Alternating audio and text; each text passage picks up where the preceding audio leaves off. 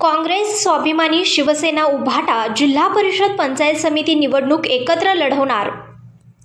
काँग्रेस, स्वाभिमानी, शेतकरी संघटना व शिवसेना उभाटा शिरोळ तालुक्यामध्ये जिल्हा परिषद व पंचायत समितीच्या निवडणुका एकत्र लढण्याचा निर्णय जयसिंगपूर येथे पत्रकार परिषदेत घेण्यात आला.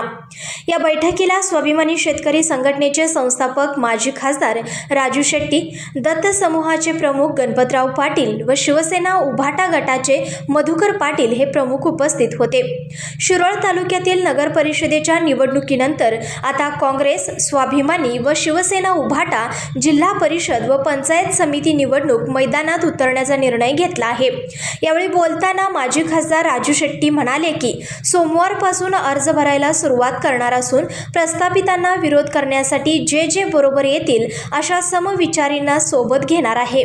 यावेळी दत्त समूहाचे प्रमुख गणपतराव पाटील बोलताना म्हणाले की 7 जिल्हा परिषद मतदारसंघाचे व 14 पंचायत समिती मतदारसंघातील आमचे उमेदवार ठरले आहेत. सोमवारपासून अर्ज भरतील आणि आम्ही मोठ्या एकजुटीने सर्वजण निवडणूक लढवणार असून यामध्ये नक्कीच आम्हाला यश मिळणार आहे असे त्यांनी यावेळी सांगितले आहे.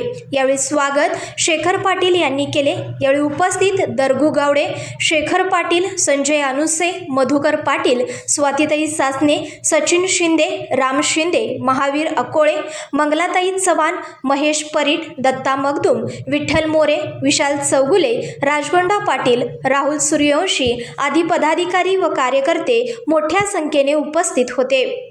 संघर्ष या न्यूज चॅनलला लाईक करा, शेअर करा आणि सबस्क्राईब करा.